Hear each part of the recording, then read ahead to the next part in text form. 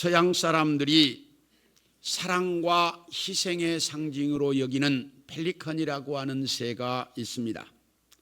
이 새는 새끼들에게 줄 먹이가 없어지면 자기의 가슴살을 입으로 뜯어서 새끼들을 먹여서 살린다고 합니다. 그리고 혹시 새끼가 병에 들어서 죽어가면 자기의 핏줄을 자기 입으로 터뜨려서 그 피를 새끼의 입에 넣어서 새끼를 살린다고 합니다.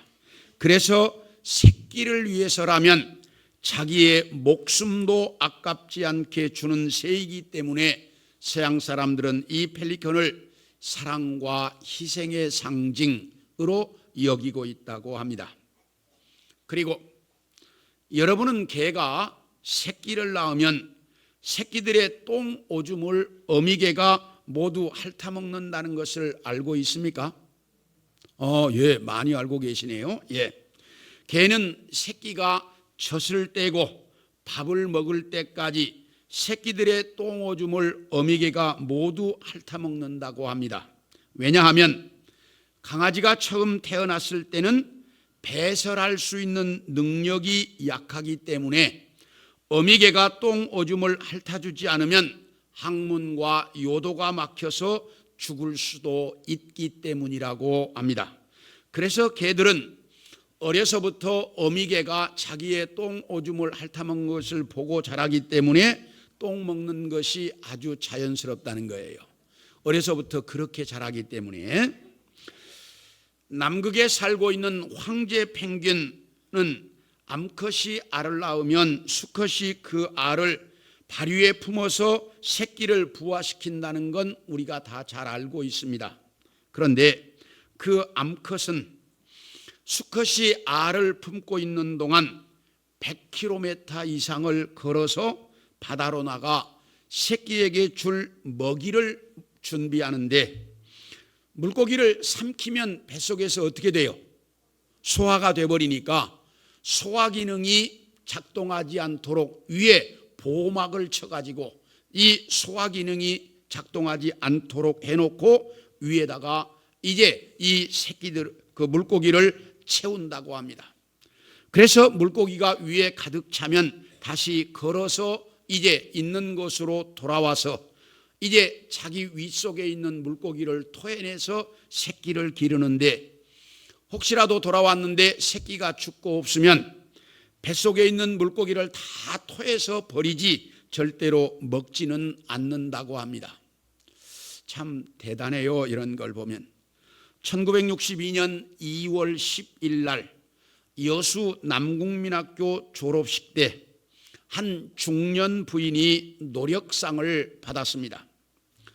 이 부인은 여수에서 8km 약 20리쯤 떨어져 있는 섬 세 가구밖에 살지 않는 외딴 섬에 살고 있었습니다. 그런데 딸이 8살이 되자 남편에게 이 딸을 육지에 있는 초등학교에 보내서 공부를 시키자고 요청했습니다. 그러니까 남편이 여보 그게 말이 되는 소리냐 20리나 되는 뱃길을 매일같이 어떻게 그 아이를 학교에 보낸다는 말이냐 이건 불가능한 일이다라고 반대했습니다. 그러자 그 어머니는 사람은 배워야 된다고 하면서 남편 몰래 이 딸을 여수 남국민학교에 입학을 시켰습니다. 그리고 비가 오나 눈이 오나 매일 꼭두새벽이면 일어나서 배를 몰아 딸을 학교에 등교시키고 섬으로 돌아와서 일을 하다가 딸아이가 이제 이 학교가 끝날 시간이 되면 배를 몰고 가서 딸을 데려왔습니다. 그래서 6년 동안 무려 33,000리나 되는 엄청난 바닷길을 노져서 이 딸을 졸업시켰습니다. 이 사실이 알려지자 졸업식장에 있던 모든 사람들은 모두가 놀라고 감격해서 함께 울었다고 합니다. 여러분, 앞에서 제가 말씀을 드렸던 것처럼 펠리컨이라고 하는 새나 개나 또는 황제 펭귄이나 이 어머니가 이런 일을 할 수 있었던 이유는 무엇 때문입니까? 사랑하기 때문입니다. 사랑은 이렇게 엄청난 일들을 할 수 있게 만든다는 사실입니다. 그런데 오늘 여러분에게 읽어드린 이 본문 속에도 보면 하나님의 이런 사랑이 아주 잘 나타나 있습니다. 그래서 오늘은 여러분들과 함께 하나님의 사랑에 대한 말씀을 같이 좀 나누려고 합니다. 먼저 하나님은 우리가 연약할 때도 사랑하셨다라고 말씀합니다. 우리 6절을 같이 한번 보겠습니다. 시작. 우리가 아직 연약할 때에 기약대로 그리스도께서 경건하지 않는 자를 위하여 죽으셨다. 여기 보면 그리스도께서 아직 연약해서 경건하지 않는 우리를 위해 죽으셨다라고 말씀하고 있습니다. 이 말씀은 우리는 아직 연약한 자였다라는 말인데 우리가 얼마나 연약한 존재일까? 우리 사도행전 12장 21절부터 23절을 봅니다. 시작. 헤롯이 나를 택하여 왕복을 입고 단상에 앉아 백성에게 연설하니 백성들이 크게 부르되 이것은 신의 소리요 사람의 소리가 아니라 하거늘 헤롯이 영광을 하나님께로 돌리지 아니하므로 주의 사자가 곧 친히 벌레에게 먹혀 죽으니라. 여기 보면 헤롯 임금이 두로와 시돈 사람들에게 굉장히 화가 나 있었습니다. 그 화가 난 원인이 무엇인지는 성경이 정확하게 밝혀주고 있지 않지만 두로와 시돈 사람들은 헤롯 임금이 화가 나면 굉장히 두려워할 수밖에 없었습니다. 왜냐하면 솔로몬 시대부터 이 두로와 시돈 사람들은 유대 땅에서 양식을 수입해다가 먹고 살고 있었기 때문입니다. 만약에 유대 나라의 임금인 헤롯과의 관계가 틀어지면 식량 수출을 안 해버리고 막아버리면 자기들은 먹고 살 길이 없기 때문에 이 헤롯과의 관계를 잘하려고 엄청 노력하고 있었는데 헤롯이 화가 나니까 그 헤롯의 화를 풀려고 어떻게 노력을 했느냐? 어느 날 헤롯이 단상에서 연설을 하니까 이 두로와 시돈 사람들이 다 이렇게 사람들에게 돈을 주고 매수해 가지고 이제 헤롯을 이렇게 축해 세우는 거예요. 뭐라고 세우느냐? 당신의 연설을 듣니 당신의 소리는 사람의 소리가 아니고 신의 소리다. 이렇게 헤롯을 축켜 세웠습니다. 그러니까 그 말을 들은 헤롯이 자기가 진짜 신이나 된 것처럼 교만하고 자만해졌습니다. 그러자 하나님께서 그를 치셨다. 그러니까 곧 벌레 먹어서 죽었다. 그 하나님이 치신 것이 뭘로 치셨는지는 알 수 없고 그 벌레가 무엇인지는 정확하게 알 수 없지만 성경 외경 마카비서에 보면 이렇게 나와 있습니다. 벌레가 배에서 나와 썩은 악취가 났다. 그러니까 헤롯이 죽었는데 어떻게 그렇게 빠른 시간 내에 배에서 벌레가 뚫고 나올 정도로 많이 있었을까? 이런 게 대단히 이제 의문이지만 마카비서는 그렇게 기록을 하고 있습니다. 마치 자기가 신이나 된 듯이 교만하고 거만했던 헤롯 임금, 아무리 신이나 아무리 자기가 대단한 것처럼 여기지만 뭐 하나 못 이겨요? 벌레 하나 못 이기는 것이 인간이라는 거예요. 그 벌레 하나 이기지 못해서 벌레에 먹여 죽고 말았습니다. 여러분, 우리가 대단한 것 같아도요, 정말 하찮은 존재입니다.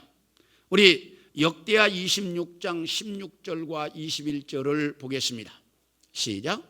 그가 강성하여짐에 그의 마음이 교만하여 악을 행하여 그의 하나님 여호와께 범죄하되 곧 여호와의 성전에 들어가서 향단에 분향하려 한지라. 우시야 왕이 죽는 날까지 나병한 자가 되었고 나병한 자가 되매 여호와의 전에서 끊어져 별궁에 살았으므로 그의 아들 요담이 왕궁을 관리하며 백성을 다스렸더라. 여기 보면 남왕국 유다 나라에 유명한 우시야라고 하는 임금이 있었습니다. 이 우시야라고 하는 임금은 정치를 정말 잘했습니다. 얼마나 잘했느냐? 첫째, 하나님 보시기에 정직하게 나라를 다스렸습니다. 둘째, 국방을 대단히 튼튼하게 만들었습니다. 첫째, 군사들을 훈련을 잘 시켰어요. 둘째, 신무기를 개발해 가지고 신무기로 군사들을 다 무장시켰어요. 셋째, 성곽과 망대를 세워서 나라를 요새화시켰습니다. 그래서 주변 나라들과의 전쟁에서 가는 곳마다 승리합니다. 그러다가 보니까 블레셋 땅의 일부를 차지했고 또 암몬과 모압 같은 나라들로부터 조공을 다 받았어요. 그래가지고 대단히 막강한 나라를 만들었고 경제적으로는 농지를 개간하고 가축을 많이 기르도록 해서 백성들이 아주 경제적으로도 잘 사는 나라를 만들었습니다. 자, 하나님 보시기에 정직했죠? 국방이 튼튼하죠? 경제가 안정되었죠? 뭐 이보다 정치 잘하는 사람이 어디 있어요? 이렇게 정치를 잘하다가 보니까 나라가 막강한 나라가 딱 되니까 그때부터 교만해지기 시작했습니다. 얼마나 교만해졌느냐? 제사장도 아닌 임금이 어느 날 하나님의 성전에 들어가서 향단에다가 분향을 하려고 합니다. 그러니까 아사랴라고 하는 제사장이 임금이요, 이 일은 제사장들만 할 수 있는 일이지 임금이 하실 수 있는 일이 아닙니다. 그러니 빨리 성전에서 나가십시오 라고 이야기했습니다. 그러자 이 말을 들은 우시야 임금이 화를 내면서, 아니 이 나라의 임금인 내가 못할 일이 어디 있단 말이냐, 그렇게 화를 내는 그 순간 우시야 임금의 이마에 문둥병이 발병하고 말았습니다. 그래서 그 문둥병자는 성전에 있을 수가 없으니까 급하게 성전에서 쫓겨났습니다. 그래가지고 문둥병 환자이기 때문에 나라를 다스릴 수가 없으니까 별궁을 지어놓고 별궁에서 혼자 외롭고 쓸쓸하게 살다 죽었다라고 성경은 말합니다. 남왕국의 임금들 중에 망한 임금 대부분은 다 이 교만 때문에 망했습니다. 조금만 잘 나가면 그걸 절제하지 못하고 교만해지는 것, 이것이 인간의 공통적인 실상이라는 사실입니다. 자기가 대단한 것처럼, 자기가 뭐나 할 수 있는 것처럼, 그게 인간의 그 연약한 모습이라는 것입니다. 그런가 하면 고린도전서 1장 26절과 28절을 봅니다. 시작. 형제들아, 너희를 부르심을 보라. 육체를 따라 지혜로운 자가 많지 아니하며 능한 자가 많지 아니하며 문벌 좋은 자가 많지 아니하도다.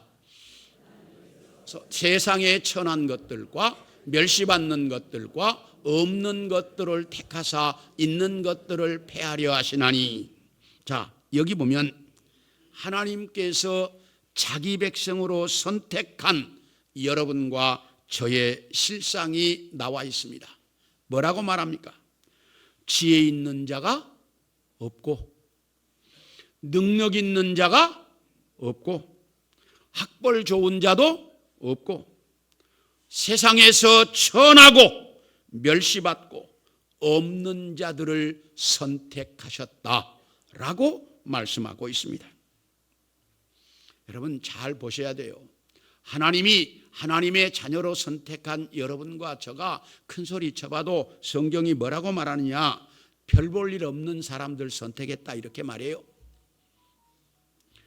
그래서 이 세상은 누가 살아남을 수 있느냐? 강한 자, 능력 있는 자, 지혜 있는 자, 가진 자들이 지배하는 것이 오늘날 우리가 사는 세상의 실정입니다. 그렇기 때문에 우리처럼 능력 없고 지혜롭지 못하고 가진 것이 없는 자들은 뒤처질 수밖에 없는 것이 우리가 사는 세상의 현실입니다. 그런데 하나님은 왜 이런 쓸모없는 형편없는 우리를 선택하셨을까? 그 이유가 무엇일까? 세상에서 능력 있고 지혜롭고 가졌다고 큰소리치는 인간들, 조금만 잘 나가면 다 뭐해지더라? 교만해지더라. 조금만 잘 나가면 다 교만해지더라는 겁니다. 그러다 보니 세상에서 지혜롭지 못하고 능력 없고 가진 것 없는 우리나 별로 다를 게 없더라는 겁니다. 우리처럼 이렇게 별 볼 일 없는 자들이나 세상에서 잘난 자들, 조금만 잘 되면 교만하는 그들이나 별로 하나님 보시기에 다를 게 없더라는 거예요. 그래서 하나님께서 우리처럼 연약한 자들을 선택해서 하나님이 함께 해 주심으로 세상에서 잘났다고 큰소리치는 자들을 부끄럽게 만들겠다라고 하나님은 말씀하셨습니다. 이것이 바로 연약한 우리를 사랑하시는 하나님의 은혜입니다. 이렇게 별보로 이롭지만 우리를 사랑하시는 하나님, 그분이 우리를 선택해서 우리와 함께 해주시겠다 라고 말씀하십니다. 그 하나님의 사랑에 감사할 수 있기를 원합니다. 결혼해서 60년 이상을 함께 살았던 노부부가 있었습니다. 그런데 어느 날 할머니가 많이 아픕니다. 그래서 병원에 가서 진찰을 했더니 의사의 이야기가 할머니가 사실 수 있는 날이 며칠 안 남았습니다. 그러니 돌아가셔서 잘 정리하십시오 라고 이야기를 합니다. 그래서 집으로 돌아와서 할머니의 짐을 쭉 정리하다 보니 할머니가 평상시에 절대로 이 상자는 열어보지 말라고 그래서 남편이 한 번도 열어보지 못했던 약간 큼직한 상자가 하나 있었습니다. 그래서 그 상자를 들고 할머니 앞으로 왔습니다. 여보, 이 상자 어찌할까요? 그러니까 그 할머니가 열어보라고 합니다. 그래서 상자를 열었더니 코바늘로 만든 인형 2개와 그리고 95,000불, 약 1억 원 정도의 돈이 들어있습니다. 그래서 아니 이게 뭐냐고, 그러니까 할머니가 이야기합니다.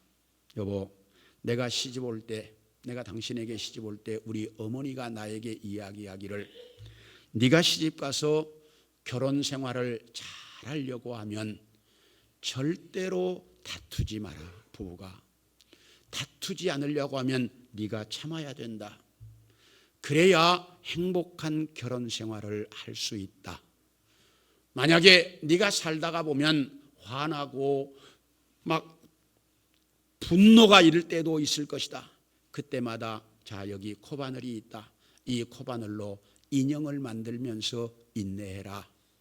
그러면 네가 행복한 결혼 생활을 할 수 있을 것이다 라고 우리 어머니가 나에게 이 코바늘을 물려주셨습니다. 그래서 나는 그때부터 와서 화가 날 때마다 이 코바늘로 인형을 만들면서 살아왔습니다. 그 말을 들으니까 할아버지가 기분이 너무 좋았습니다. 왜냐하면 거기에 인형이 몇 개밖에 없어? 2개밖에 없으니까. 야, 내가 우리 와이프를 화나게 한 것이 2번밖에 없었나 보다 신이 났습니다. 그래서 여보, 인형은 알겠는데 이 돈은 뭐야? 라고 물었습니다. 그랬더니 그 할머니가 여보, 그것은 내가 화날 때마다 그 인형을 만들어 가지고 인형 팔아서 모은 돈이야 이러더라는 겁니다. 이것이 우리의 실상입니다. 우리가 큰 소리치고 우리가 아무리 이야기해봐도 연약한 우리의 존재라는 거예요. 이렇게 연약하고 허물 많고 실수 많고 형편없는 것이 여러분과 저의 실상입니다. 그런데 우리 주님은 그렇게 허물 많고 실수 많고 형편없는 우리를 사랑하셨다라고 말씀합니다. 그 하나님의 사랑을 감사하며 살 수 있기를 소원합니다. 둘째로, 하나님은 우리가 죄인이었을 때도 사랑하셨다라고 말씀합니다. 우리 8절을 보겠습니다. 시작. 우리가 아직 죄인 되었을 때에 그리스도께서 우리를 위하여 죽으심으로 하나님께서 우리에 대한 자기의 사랑을 확증하셨느니라.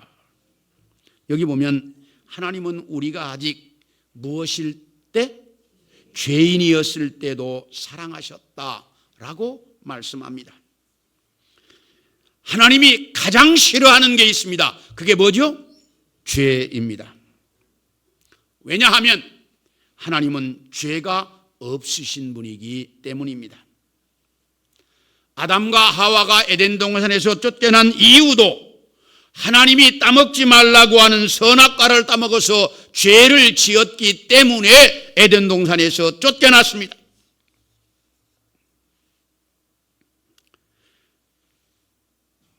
왜냐하면 죄 없으신 하나님은 죄 있는 인간과 같이 살 수가 없기 때문입니다. 자, 그렇다면 죄가 뭡니까? 죄가 뭐지요? 자, 그러면 세상에서는 뭘 죄 지었다라고 말합니까? 누구를?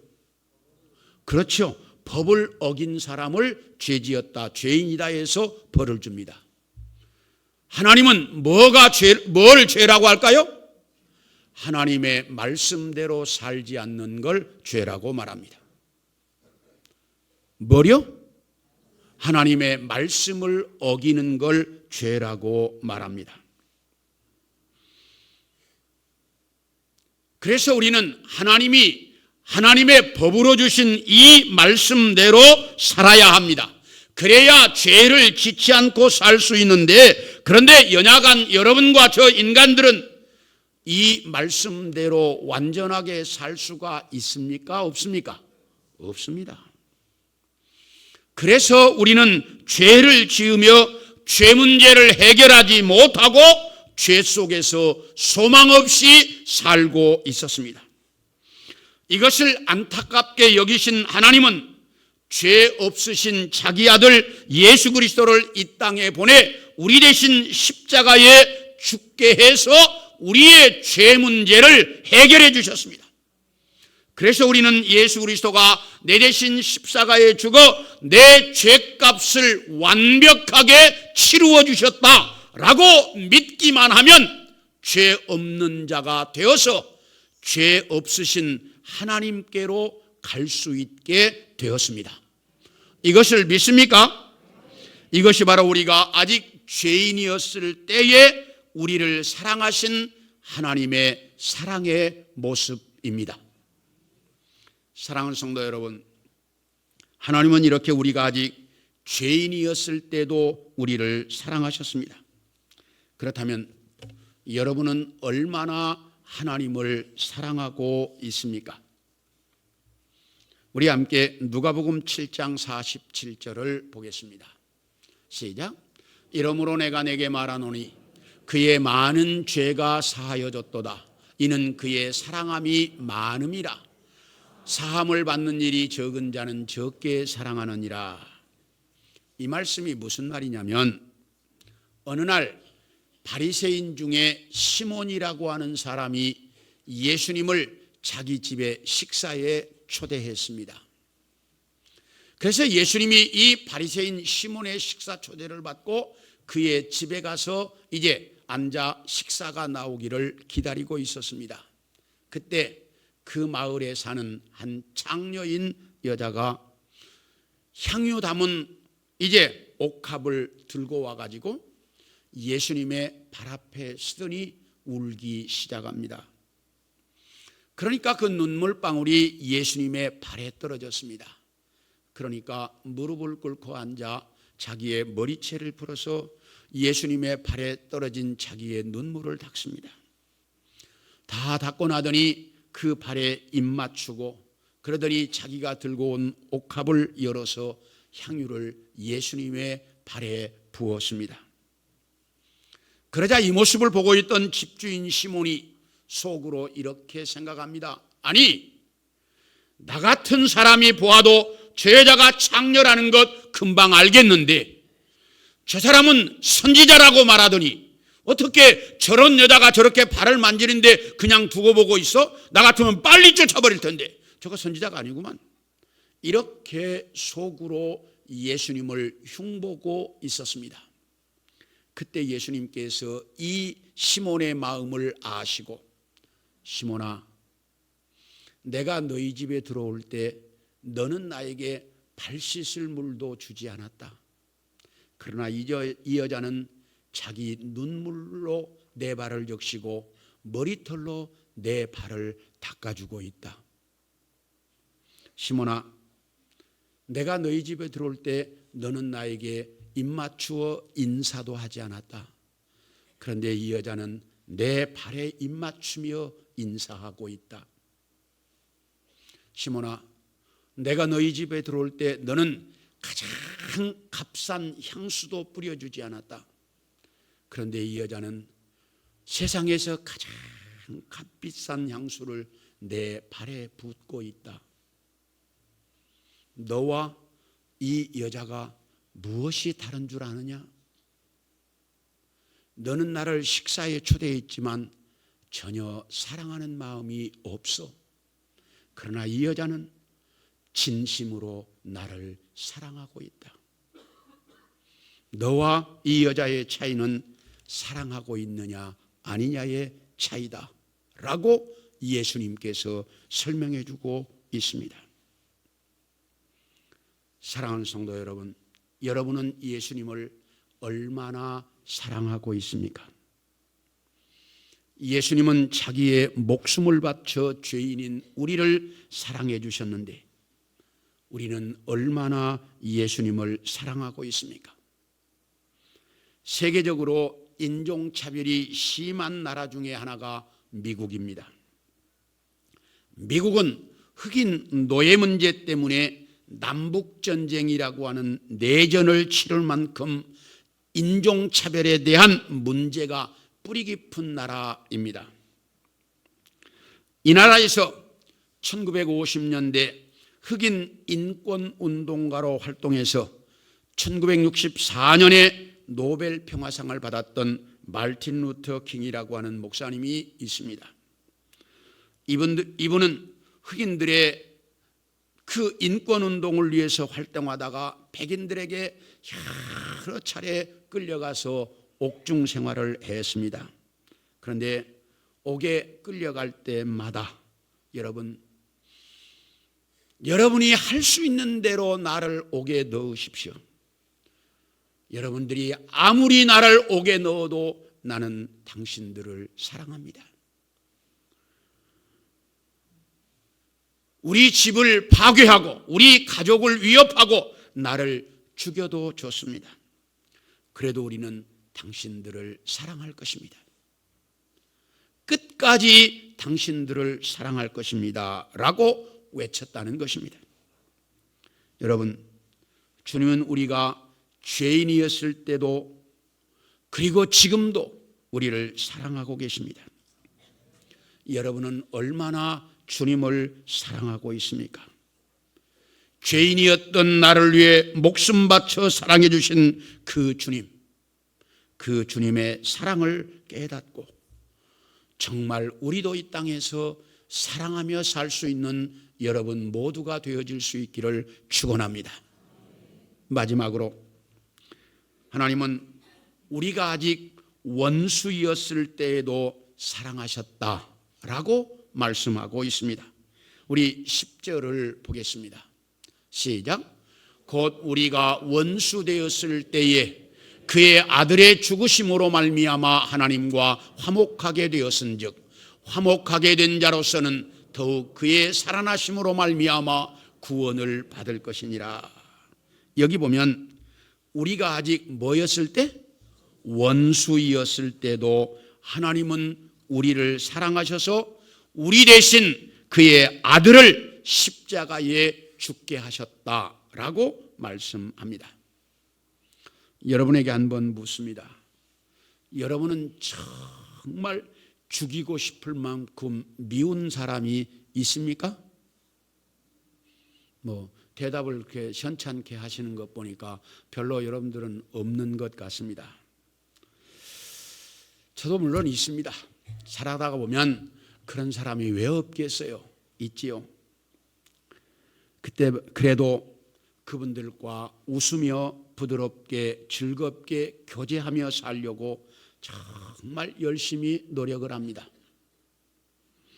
그래서 기도할 때 하나님, 누구누구 생각만 하면 화나고 열받고 미웁고 또 속이 상합니다.